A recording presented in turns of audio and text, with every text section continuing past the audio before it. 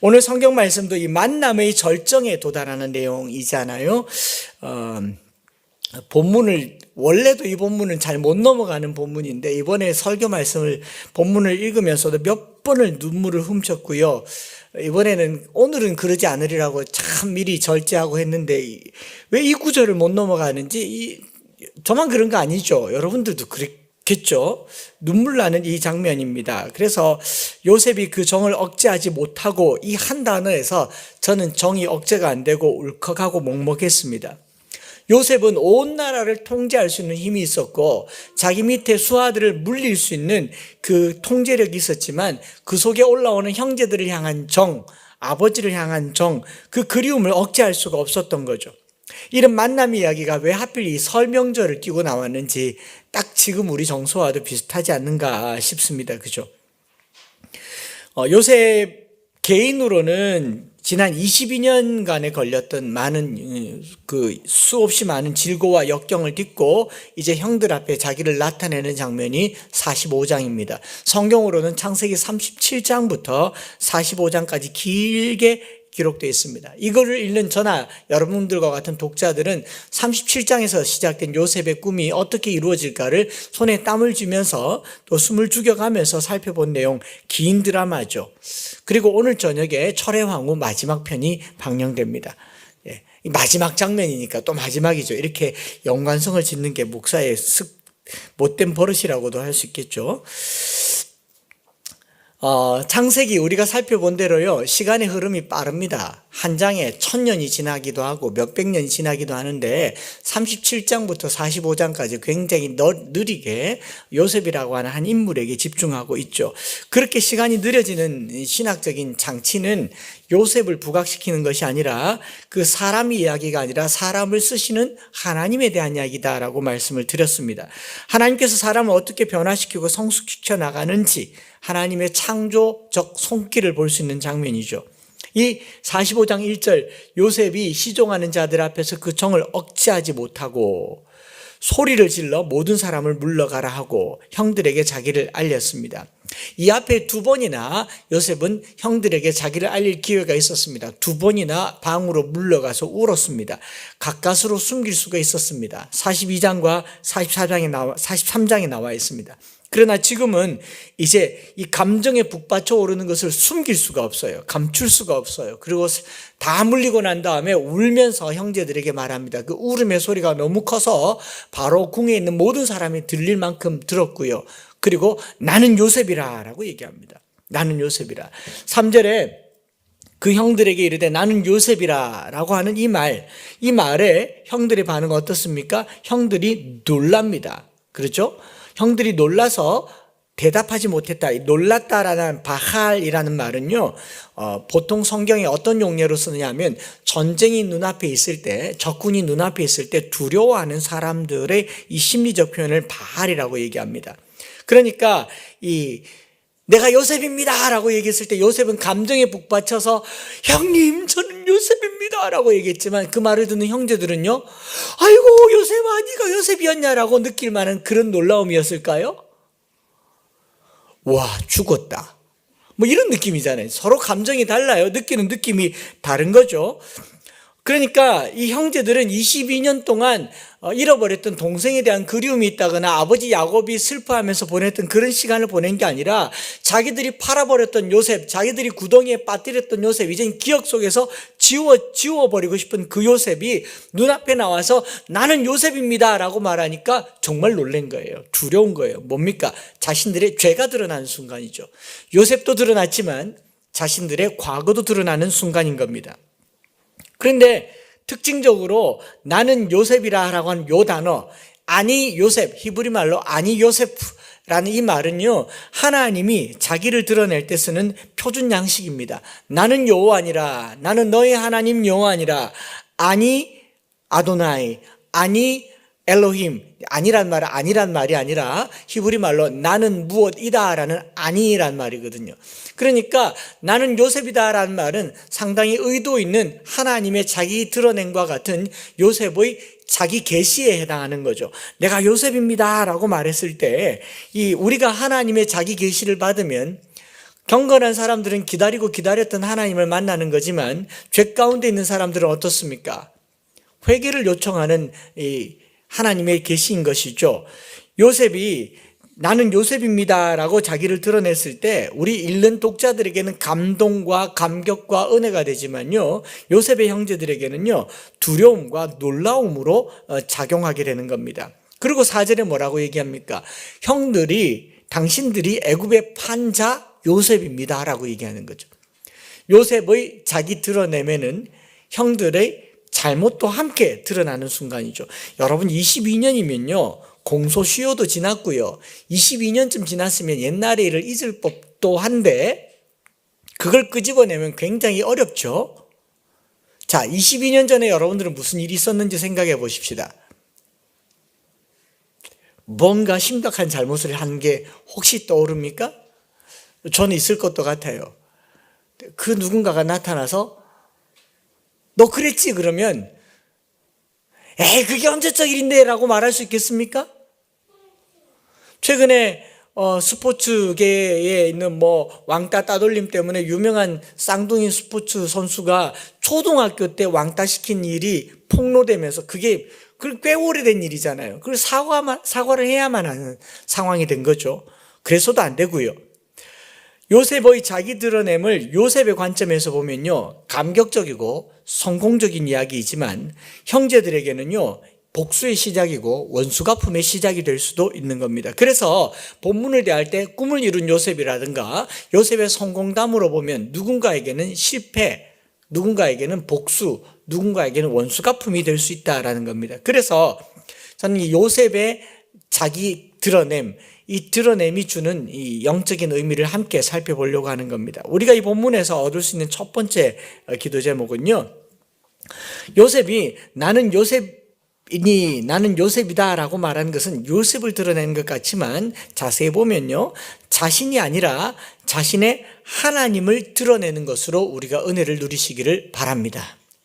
요셉의 자기 나타냄은 하나님이라는 표현으로 대신된다라는 겁니다. 5절부터 9절 사이에 하나님이란 말을 5번 연속으로 쓰고 있습니다. 나는 요셉이지만 나를 나되게 하신 것은 하나님이다라고 얘기하는 거예요. 자기 계시, 자기 드러냄이 아니라 하나님을 드러내는 삶이 바로 요셉 이야기의 절정, 끝판왕에 드러나고 있다라는 겁니다. 오늘 저나 이 시대를 살아가는 우리들은 대학 진학을 위해서 자기소개서를 씁니다. 취업을 위해서 자기소개서를 씁니다. 결혼을 위해서 자기소개를 합니다. 그렇죠? 자기를 잘 드러내야 하는 시대에 살고 있습니다. 그것도 모자라서 나이가 들어서도 자기를 드러내는 시대에 살고 있습니다. 어른들이 하는 말, 내가 낸데, 라떼라는 표현을 쓰면서 자기를 드러냅니다. 자기의 과거를 드러내며 과시하는 시대에 살고 있습니다. 자기 존재감을 폭발시키려는 중년들도 많습니다. 심지어는 정치인, 연예인들은 노이즈 마케팅을 통해서라도 자신의 존재감을 드러내려고 안간힘을 씁니다. 거친 말을 하고 속된 말을 하면서 자기의 존재감을 드러냅니다. 목회자도 가수들도 오버액션을 하면서까지도 자기 존재감을 드러내려고 하는 소위 말해서 자기 과시의 시대에 살고 있습니다. 그런 걸 보면 참 애쓴다 싶어요. 그러지 않습니까? 노래하는 가수들도 연예인들도 정치인들도 나 좀 알아봐 달라고 자기를 과시하는 거죠. 상대방에게 대중에게 다가서려고 하나의 제스처겠지만 계속 자기를 드러냅니다. 그럴수록 사람들은 멀어지는 것 같아요. 알아주지 않으면 미치려고 합니다. 외면하면 죽도록 괴로워합니다. 온 세상은 나 좀 봐줘, 나 좀 봐줘, 나 좀 봐줘 그러는 것 같아요. 오죽하면 밤길에 차도 없는데 청소년들이 오토바이를 타면서 오토바이에 나팔을 달고 막 오토바이가 바라바라 그러고 다니잖아요. 아무도 없는데 바라바라 잘 들어보세요. 나 좀 봐줘, 나 좀 봐줘, 나 좀 봐줘, 나 좀 봐라, 나 좀 봐라, 나 좀 봐라 그러고 있잖아요. 자기 봐달라고.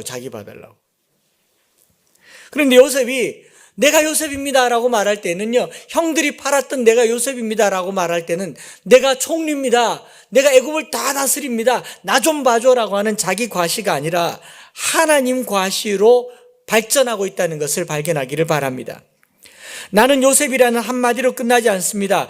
하나님이 나를 요셉 되게 하셨다. 하나님이 나를 이곳에 이르게 하셨다. 당신들이 아니라 형들은 나를 팔았지만 하나님은 나를 총리되게 하셨다라고 선언하고 있는 겁니다. 형들이 나를 팔았기 때문에 그게 잘 돼서 총리가 됐다라는 걸로 오해하면 안 돼요. 그럼 형들이 루벤이 나타나서 봐라, 우리 그때 팔기를 잘했지? 다음에 누구 또 팔고 총리 될 줄 아나? 이건 아니에요. 악을 선으로 오용하시면 안 됩니다. 하나님은 인간의 범죄하고 타락한 그 본성 속에서도 선을 만들려고 부지런히 일하시는 분이지 악을 조장하는 분은 아니십니다. 본문이 강조하고 싶은 것은요, 요셉이 내가 요셉입니다 라고 말하는 자기 드러냄이 아니라 그 속에 요셉의 하나님 나타냄이라는 사실을 강조하고 있는 겁니다. 저나 여러분들이 자주 쓰잖아요. 하나님의 은혜로 이곳까지 왔습니다. 하나님의 은혜로라는 말에 상투적으로 붙어서 식상하게 들릴 때가 많지만 이 말로만이 아니라 누군가가 나를 볼 때 저 사람은 정말 하나님 은혜로 살았다라는 것을 보여줄 수 있는 나의 정체성, 나의 드러내는 나의 나 소개가 하나님으로 소개될 수 있는 저와 여러분들 되시기를 축복합니다. 그래서 기독교 신앙이라고 하는 게 뭡니까? 기독교 신앙을 가진 사람을 위대하게 하는 종교가 아니라 사람을 위대하게 쓰시는 하나님을 크게 하는 종교가 기독교 신앙 아닙니까? 다시 말씀드릴까요? 기독교 신앙은 사람을 위대하게 보는 것이 아니라 사람을 위대하게 쓰시는 하나님을 위대하다라고 말하는 종교가 기독교 신앙이죠. 놀랍게도 요셉이 내가 요셉입니다라고 말하기 전에 바로가 먼저 이 사실을 알았습니다. 요셉이 바로 왕의 꿈을 해석한 후에 왕이 하는 말을 들어보십시다. 41장 39절에 요셉에게 이르되 하나님이 이 모든 것을 네게 보이셨으니 너와 같이 명철하고 지혜 있는 자가 없도다. 하나님이 모든 것을 보이셨다. 요셉, 너의 명철과 지혜는 하나님으로부터 말미암았다. 이게 중요한 거죠. 저희 집 아이들이 가끔 가다가 자기들이 부모님 닮아서 똑똑하다고 착각하는 경우가 있습니다. 제가 봤을 땐 그리 똑똑한 것 같지도 않고 그렇게 총명한 것 같지도 않은데 어쨌든 유전자를 철저하게 믿습니다. 그럼 저는 똑똑한가? 제 아내는 똑똑한가? 이제 말해줄 수 있습니다. 하나님이, 내가 섬기는 하나님이 오늘 나를 만들었다고. 그럼 우리 아이들도요, 내가 섬기는 하나님을 통해서 그들의 존재감이 결정되어야 하는 것인 줄 믿습니다. 요셉도 이 사실을 형들에게 말하죠. 자기가 애굽에 온 것도 총리가 된 것도 모두 다 하나님의 손에서 이루어졌다는 거죠. 자신의 능력이나 형님들 때문이 아닙니다. 이 본문에서요, 요셉이 주어를 바꾸고 있습니다. 내가 요셉입니다로 시작했지만 하나님이 나를 만들었습니다로 바꾸고 있습니다. 기독교 신앙은요, 주어를 바꿀 때 신앙됨이 시작되는 줄 믿습니다. 세상 사람들은 내가 주어예요. 기독교 신앙은 하나님이 주어입니다. 나는 목적어일 뿐입니다. 당신들이 아니고 하나님이시라고 말합니다. 하나님은 주어가 되셨고 요셉은 목적어가 되었습니다. 신앙이라고 하는 건요, 삶의 문장에서 주어를 바꾸는 데 있다라고 생각합니다. 내가 했어가 아니라 하나님께서 나를 사용하셨어가 맞는 말이죠. 제가 하겠습니다가 아니라 하나님께서 저를 쓰실 것입니다가 맞는 것이죠. 한 주간 지내면서요, 우리 스스로의 삶 속에서 나를 통하여서 하나님이 드러나기를 바랍니다.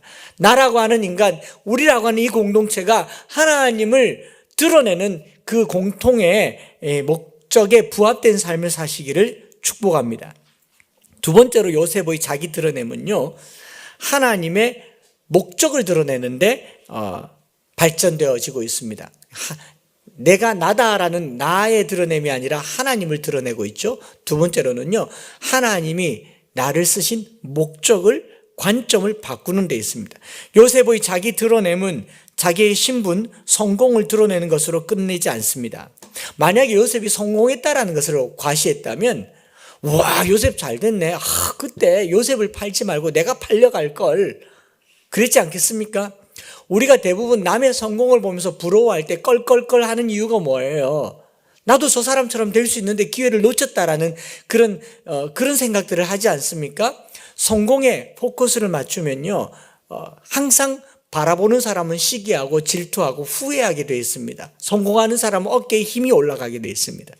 요셉은요, 자신의 성공을 과시하는 게 아니라 성공의 이유와 목적을 명확하게 하는데 그 신앙이 발전적으로 나아가고 있는 겁니다. 요셉은 형들에게 내가 요셉입니다 라고 말하는 순간 하나님이 드러났고요. 내가 요셉입니다 라고 말하는 순간 하나님의 계획을 드러내고 있다는 점에서 우리가 은혜를 받을 필요가 있다 생각합니다. 저나 여러분들은 지금까지 자기의 성공을 드러내는 것이 하나님께 영광이 된다라고 생각하며 살아왔고 그렇게 배워왔습니다. 훌륭한 사람이 되면 하나님이 영광 받으신다. 대통령이 되고 국회의원이 되고 판사, 검사, 의사, 변호사, 유명한 예술가가 되면 하나님이 영광 받으신다. 하나님이 이 사람을 얼마나 크게 쓰시는지 외무부 장관이 되셨습니다. 하나님께 영광. 그래서 그 사람이 그 사람의 신분에 하나님의 영광을 연결시키는 오류를 범해왔습니다. 그래서 대통령이 되었는데 하나님이 영광 받으실 줄 알았는데 대통령이 하는 짓거리 때문에 하나님이 영광을 못 받으시고 되려 욕을 먹기 시작합니다. 그렇지 않습니까? 열심히 공부를 시켜서 의사가 됐습니다. 교회에서도 현수막 붙이고 판검사가 됐습니다. 사법고시 패스했습니다. 현수막 붙이고 그랬는데 부정축제에 가장 중심에 그들이 들어가 있는 이유가 뭡니까? 신분을 가지고 하나님을 영화롭게 할 수 있다는 착각을 해서 그렇습니다. 신분은 하나님을 영화롭게 하는 도구에 지나지 않습니다. 목적을 분명하게 알아야 되는 거죠. 나는 요셉이라는 선언으로 끝나지 않고요. 그 다음이 더 중요합니다. 5절에 보면 당신들이 나를 이곳에 팔았다고 해서 근심하지 마소서, 한탄하지 마소서. 하나님이 생명을 구원하시려고 나를 당신들보다 먼저 보내셨나이다. 여기 중요한 번역상에 빠져있는 표현이 있는데 근심하지 마소서, 한탄하지 마소서 사이에 한 단어가 빠져 있어요. 여기 앞에 근심하지 마소서, 한탄하지 마소서 이 표현요, 아차브, 근심하다라는 말을, 이 표현을 제일 먼저 쓴 때가 언제냐면 창세기 6장 6절에 하나님이 이 땅에 인간을 지으셨음을 한탄하고 근심하니라 라고 얘기합니다. 그러니까 한탄하사 마음에 근심하시고 라는 이 창세기 6장 6절 말씀은 심하게 괴로워한다라는 표현이죠.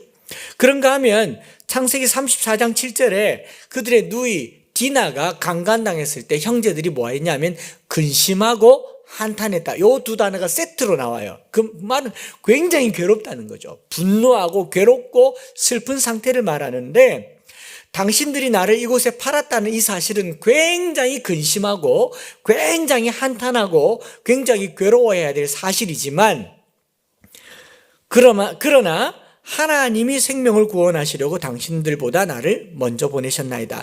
요 두 사이에 한탄하지 마소서 하나님이 사이에 한 단어가 빠져 있고 한 단어에 대한 번역이 빠져 있는데 히브리 말로 키라는 단어가 빠져 있습니다. 키라는 단어는 왜냐하면으로 번역할 수 있고 영어로는 for로 번역할 수 있고 혹은 because라고 번역할 수 있겠죠. 그러니까 당신들이 지금 엄청 근심해야 되지만 그러지 말아도 됩니다. 왜냐하면 당신들의 잘못에도 불구하고 하나님이 생명을 구원하시려고 나를 당신들보다 먼저 보냈습니다. 당신들의 잘못보다 더 큰 하나님의 목적이 있다. 5절, 7절, 8절에 3번이나 하나님이 보내셨다라는 말을 쓰고 있습니다. 뭐하러 보내셨습니까? 생명을 구원하려고, 생명을 보존하려고 하나님이 나를 보내셨다고 반복해서 말하고 있는 거죠. 요셉됨은요, 형제들의 과거 잘못된 행동을 나타내기 위함이 아니라 하나님의 계획과 선한 행동, 선한 목적을 드러내기 위해서 요셉의 자기 드러냄이라는 방법을 사용하고 있는 겁니다. 형제들의 악을 이기시는 하나님의 선한 계획을 발견하게 되는 것이죠. 여러분, 악한 것을 갚으려고 하면요, 원수 갚음에 해당할 겁니다. 원수를 갚으면 통쾌하겠지만 원수 갚음의 근본적인 목적을 생각해 보셔야 됩니다. 그래서 로마서 12장에 원수 갚는 것을 여호와께 맡기라, 주께서 갚으시리라 라고 말하는 그 갚으심에는 뭐가 있냐면 내가 악을 당했으니 악으로 갚아주라라는 말이 아니라 그보다 더 큰 하나님의 계획과 하나님의 목적을 발견하라라는 말입니다. 여러분, 이 야곱의 12명의 아들들, 야곱을 포함한 이 가족은요, 굉장히 오랜 시간 동안 슬픔과 괴로움에 잠겨 있었습니다. 한번 생각해 보세요. 아들 잃은 아버지는 아들 찾을 때까지 22년 동안 아들을 괴로워하면서, 그리워하면서, 마음에 슬퍼하면서 지내고 있었죠. 베냐민은요, 나이가 이제 청년이 됐는데도 아버지가 형 요셉을 그리워하니까 아버지 품에서 아무 데도 못 가고 아버지 곁에만 있어야 돼요. 여러분, 베냐민이 사랑받았다라고 생각하지만 베냐민 입장에서는 뭘까요? 착취당했거나 집착당한 거죠. 제 주변에 그런 목사님이 있어요. 형님이 사고로 죽었습니다. 고등학교 때.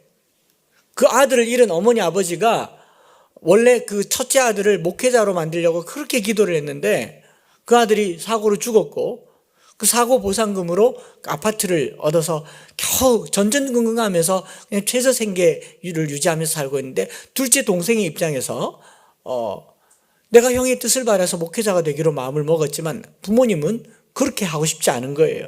이미 하나님께 드렸고 하나님이 데려갔으니 이제 너는 좀 물질 생활을 할 수 있도록 못 가게 하는 거죠. 그리고 어디 멀리도 못 가게 해요. 아들 잃어버릴까 봐.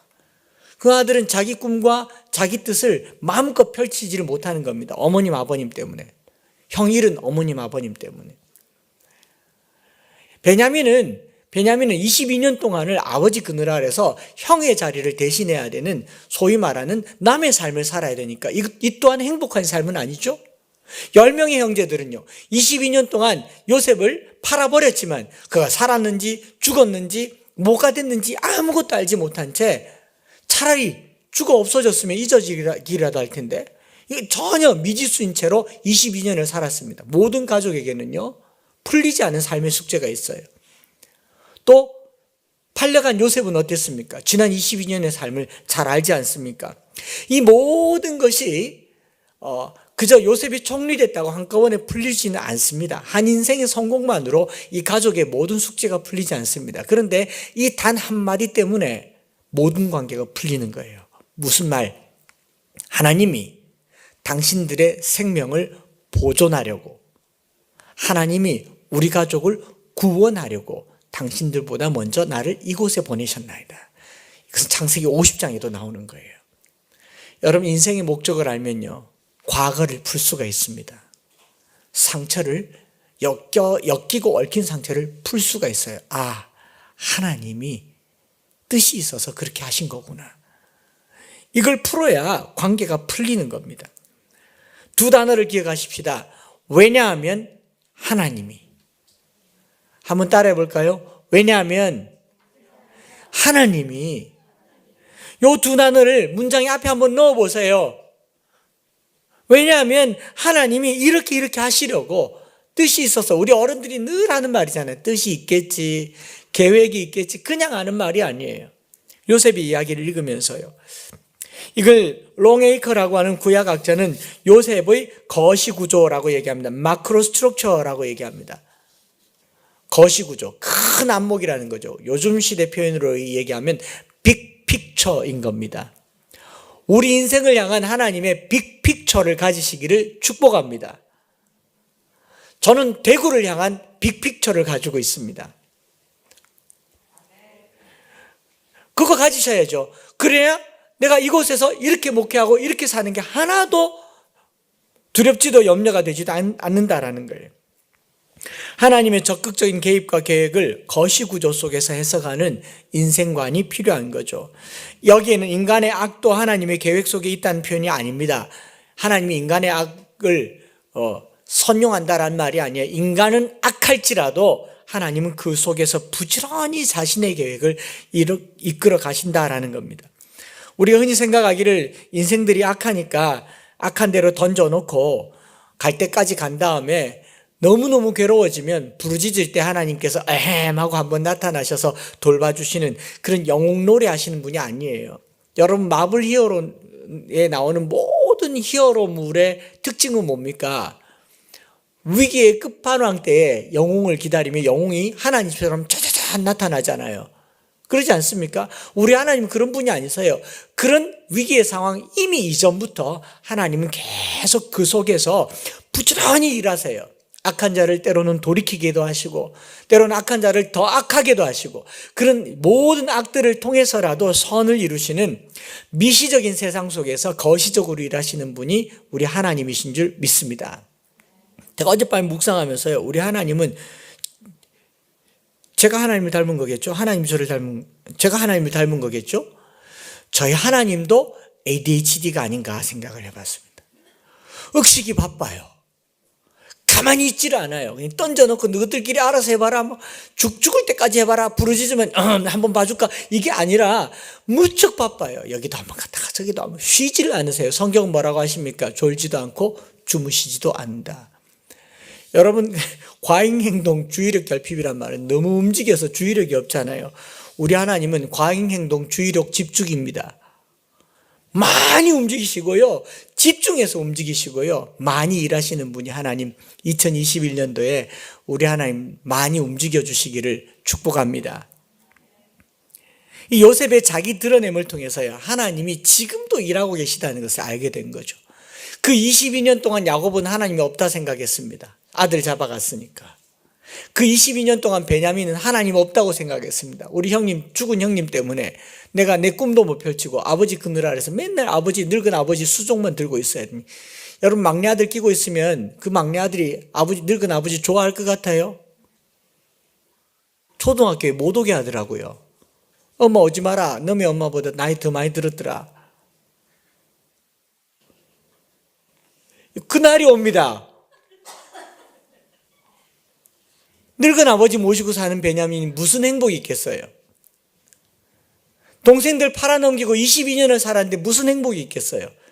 그런데 이 딱 한마디에 우리 모든 삶에 하나님이 개입하고 계셨고 간섭하고 계셨고 여기에는 목적과 뜻이 있구나. 여기에서 그들은 위로와 함께 화해와 용서가 일어나는 겁니다. 이사야 14장 24절부터 27절에 우리 암송하고 있죠. 만군의 여호와께서 맹세하여 이르시되 내가 생각한 것이 반드시 되며 내가 경영한 것을 반드시 이루리라. 내가 아수르를 나의 땅에서 파하며 나의 산에서 그것을 짓밟으리니 그때에 그의 멍에가 이스라엘에게서 떠나고 그의 짐이 그들의 어깨에서 벗어지리라. 이것이 온 세계를 향하여 정한 경영이며 이것이 열방을 향하여 편손이라 하셨나니 만군의 여호와께서 경영하셨은즉 누가 능히 그것을 패하며 그의 손을 누가 능히 돌이키랴. 하나님의 경영을 믿는 사람은요, 지금 일어나는 일을 두려워하지 말아야 됩니다. 하나님이 일하시고 계심을 믿는 사람들은 지금 일어나고 있는 이 시류의 흐름을 염려하지 말아야 되는 겁니다. 제가 왜 이 말을 하냐면 지금 몇 주째 이 표현을 쓰고 있는데 혹시 뭐 관련돼서 여러분들이 좀 찔린다 생각하시면 그냥 무시하시든지요. 에이, 저 목사님 몰라서 하는 말이라고 생각하고 그냥 넘어가셔도 상관없습니다. 정말 조심스럽게 드리는 말씀은 어제도 보니까 뉴스에 나오더라고요. 20대 대학생들이 갓 졸업한 젊은이들이 그 귀한 지식과 정보와 그들의 전공들과 순발력과 노동력들을 다 버리고 주식 투자 동호회 만들어가지고 곳곳에 앉아서 주식 연구를 하고 있더라고요. 우리 교회에 김주식 집사님 계신데. 계속 주식 연구를 해요, 젊은이들이. 그리고 인터뷰를 하니까 이렇게 얘기하더라고요. 지금 상황에서 직장 생활을 하면 100년이 지나도 집 한 채 못 산다는 거예요. 집값 인상이 내 월급 인상보다 더 많으니까. 2억 5천 가지고 서울에서 집을 구하려고 하면 투룸 빌라 겨우 얻는데요. 아파트 한 채 8억 9억 매매가 아닙니다. 전세가랍니다.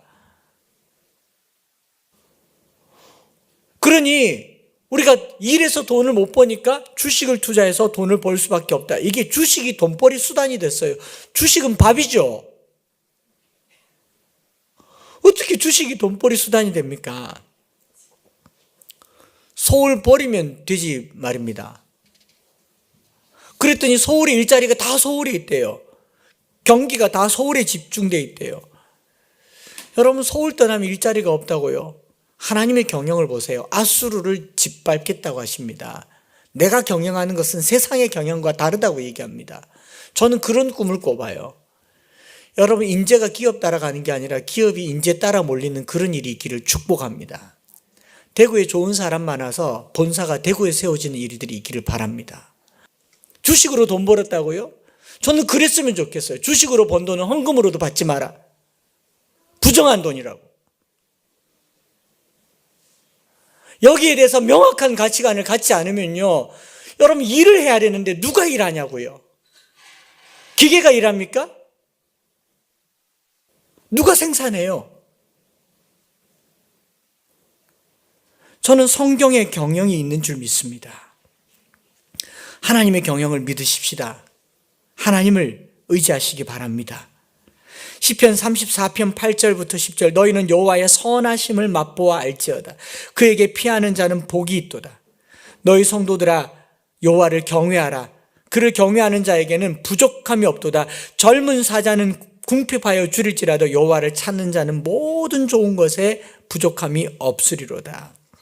여러분, 제가 주식 전문가가 아니니까 제 말 들을 필요는 없습니다. 그냥 보잘것없는 한 목사가 한 말이어서 웃고 말아도 됩니다. 그러나 성경은요, 주식시장을 경외하지 말 것을, 서울을 경외하지 말 것을, 그래서 대구사랑 29번째를 걷는 겁니다. 내가 미쳤어요? 아니, 돌았습니다. 29번 돌았습니다. 하나님이 일하심을 한번 보세요. 이렇게 땅도 넓고 집도 많고 집값도 산데, 계산해 보세요. 서울에 10억 주고 집 살 거면 여기 집 1억 2천 주고 사서 매일 KTX 타고 출퇴근해도 평생 그 돈 가지고 먹고 살아요. 아닌가요? 어차피 서울 출퇴근하는데 2시간 3시간 걸리는데. 정신 차리셔야죠. 왜 서울에 집 살라고 하세요? 여러분들은 아무도 아니니까 제가 흥분할 이유가 없군요. 온라인으로 보고 말하겠습니다.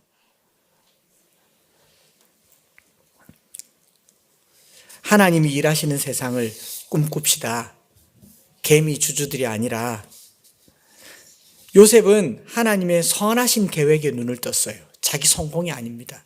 하나님의 선하신 뜻에 눈을 떴어요. 자신의 성공 뒤에 숨어있는 하나님의 계획에 눈을 뜨니 형제들을 품을 수 있게 되는 겁니다. 대기업이든 성공한 사람이든 내 성공을 가지고 하나님의 뜻을 발견할 수 있으면 끝을 모르는 성공을 향하여 달리지 않을 겁니다. 요셉이 자기 성공만을 꿈꿨더라면 형제들을 위해서 일하지 않아도 됩니다. 버려도 돼요. 무슨 잘못이 있습니까? 그러나 생명을 보존하고 생명을 구원한다는 이 사명에 총리직을 걸게 되었죠. 그래서 24절에 보면 가나안으로 가는 길에 다투지 말라고 하는 거예요. 과거사에 매여서 서로 탓하거나 서로 미워하지 말라라고 얘기하는 겁니다. 그리고 이 이야기는 28절, 이스라엘, 야곱이 말하죠. 야곱이 이르되 조카도다. 내 아들 요셉이 지금까지 살아있으니 내가 죽기 전에 가서 그를 보리라. 조카도다라고 얘기합니다. 조카 아니고 아들이 도다인데 나이가 드니까 아들인지 조카인지 구별을 못한 거죠. 요셉이 살아있습니다 그랬더니 조카도다. 아들이라니까요. 이 조카도다라는 말을 그래서 히브리 말로 봤더니 라브입니다. 라브란 말은 충분하다, 위대하다, 풍성하다로 번역이 가능합니다. 이 창세기 이야기 전체는 기근과 관련되어 있어요. 기근이 있을 때, 가난할 때 아브라함이 애굽에 갔고 이삭도 애굽에 갔고 블레셋 땅에 갔고 가난할 때 다 일어난 이야기인데, 기근의 끝자락을 뭘로 결론 짓고 있냐면 라브, 조카도다, 풍족하도다, 충분하다라고 얘기합니다. 하나님이 드러날 때, 하나님이 계획이 드러날 때 그들은 더 이상 기근이 아니라 풍성함을 경험하게 되는 거죠. 마지막으로 한 가지만 말씀드리는 게, 이게 제가 하고 싶은 이야기. 앞에 두 이야기는 여러분들이 많이 들었고 어느 성경을 봐도 이렇게 적용할 수 있으니까 알겠지만, 이걸 맨 마지막에 넣은 거는 쓰면서도 계속 울었기 때문에 이제 안 울려고 이제 그냥 마지막에 넣었습니다. 요셉의 자기 숨김과 드러냄이라는 둘 사이의 역학관계는요, 놀람과 기쁨, 감동, 감격이라고 하는 에너지가 응축되어 있는데, 저는 이 에너지를 통해서 하나님을 발견할 수 있기를 바랍니다. 무슨 말이냐면요, 숨바꼭질할 때 숨는 사람과 찾는 사람의 기대 속에는 찾아냈을 때 드러났을 때 그 기쁨이라는 게 있죠. 그렇죠? 꼭꼭 숨어라, 머리카락 보인다 막 숨었는데 찾아냈는데 아이씨 들켰네, 에이 이럽니까? 아니죠. 숨을 때 막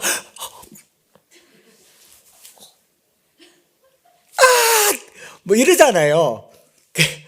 술래와 참 숨는 사람 사이에 뭐가 있냐면 찾는 자와 숨는 자 사이에 언젠가 드러났을 그 희열이라는 게 있어요. 이걸 놀이라고 하잖아요. 영원히 찾지 못하도록 숨는 숨바꼭질은 없어요. 그죠? 엄마 찾아봐 숨을게 그러고 이제 미국 가버립니다. 그 술래잡기가 아니죠. 그건 도망이잖아요.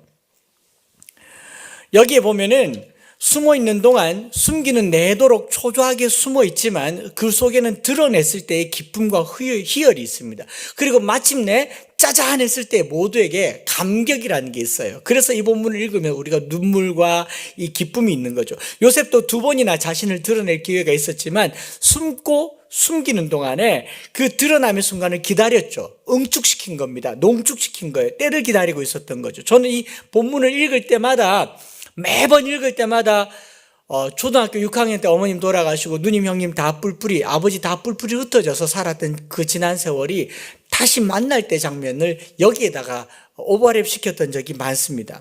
특히 대학 1학년 때 저희 누님이 결혼한다고 시집 간다고 장문에 편지를 써서 창수야 누나가 서울 가서 직장 생활해서 돈 많이 벌어서 집 사서 오빠랑 니랑 우리 3남매 오손도손 잘 살자. 지금 그런 일이 일어났으면 큰일 날 뻔했을 것 같아요. 그렇게 살 수 있는 게 아니잖아요. 저희 형님이랑 어떻게 살겠어요, 누님이랑. 근데 어쨌든 그 대학 1학년 때 그 편지 들고 얼마나 눈물을 흘리면서 누님 결혼식에 참석했던 기억이 나요. 그런데 이번에는 이상하게도 이 본문이 그렇게 가족에 대한 그리움이나 공감보다 숨김과 드러냄 사이에 요셉이 응축하고 있던 이 감정이 하나님과 우리 사이에 숨김과 드러냄 속에 하나님이 자기를 나타내고자 했던 그 서프라이즈, 그 기쁨, 그 감격이 살아나기를 축복합니다. 여러분, 요셉이 겪은 오랜 고난의 세월 동안 하나님이 함께 하셨다는 사실을 이 글을 읽는 우리는 다 알아요. 그리고 독자들은 알아요. 하나님이 함께 하셨다고. 청지기 생활, 노예 생활, 감옥 생활 하나님 함께 하셨습니다. 그런데 하나님은 요셉에게 한 번도 말씀하지 않으셨어요. 요셉에게 하나님은 22년 동안 자기를 숨기셨습니다. 아브라함, 이삭, 야곱에게는 항상 나타나셨어요. 하나님이 천사를 통해서 보여주셨고 하늘의 별을 보여주셨고 약속을 하셨어요. 근데 요셉에게는 유난히 하나님이 히든 싱어스가 아니고 히든 God이었습니다. 숨어있는 하나님이셨어요. 지난 22년 동안 하나님이 함께는 하셨지만 여전히 숨은 실력자로 마치 어제 보니까 너 목소리가 보여해 보니까 누가 엄친지 누가 실력자인지 전문가도 구별 못하도록 탁 숨어 계시다가 마지막에 딱 나타났을 때 그 희열, 그 기쁨, 그 결정적인 순간 하나님이 자기를 숨기고 있다가 마치 이렇게 말하는 것 같아요. 그 45장에 요셉을 하나님으로 대신 읽어보면요. 하나님이 천사들 앞에서 그 정을 억제하지 못하여 소리질러 모든 사람을 자기에서 물러가게 하고 그 형제들에게 자기를 알리니 내가 하나님이라고. 이때 이 감격을 이루 말할 수 없지 않겠습니까? 이 이중적인 메시지가 독자들에게 있는 것 같아요. 우리는 하나님을 보지를 못했습니다. 하나님 음성을 듣지를 못했습니다. 그러나 하나님을 알고 있습니다. 하나님이 함께 한다는 사실을 믿고 있습니다. 그 어느 날 어느 순간에 하나님께서요, 그 정을 억제하지 못하고 저와 여러분들이 기도하는 그 기도의 순간에 나타나셔서 내가 하나님이라고. 그 고난의 순간 내가 너와 함께 있다고. 내가 하나님이라고. 내가 너를 이렇게 살게 한 데는 다 이유가 있다고. 그리고 자기를 나타냈을 때요, 이 얼마나 감격이 되겠습니까? 왜 우리 집은 이런 일을 당해야 되며, 왜 나는 이런 삶을 살아야 되며, 왜 나는 한 일마다 다 안 될까? 계속 괴로워하지만 하나님은 그때도 함께 하셨고요. 그 어느 순간에 하나님께서 정을 억제하지 못하고 자기를 우리에게 나타내시면서 내가 하나님이라고 그렇게 결정적으로 자기를 나타내신 그 나타내심이 바로 십자가입니다. 십자가예요. 우리 교회 지난 목회를 보면서 누가 하나님이 함께 하지 않았다고 말할 수 있습니까? 저 개인의 인생을 보면서 누가 하나님이 함께 하지 않았다고 말할 수 있겠습니까? 그 모든 순간들 느낄 수는 있지만 들어본 적은 없잖아요.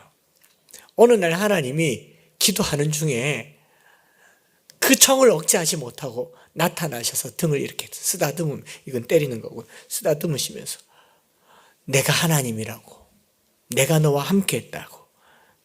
그렇죠?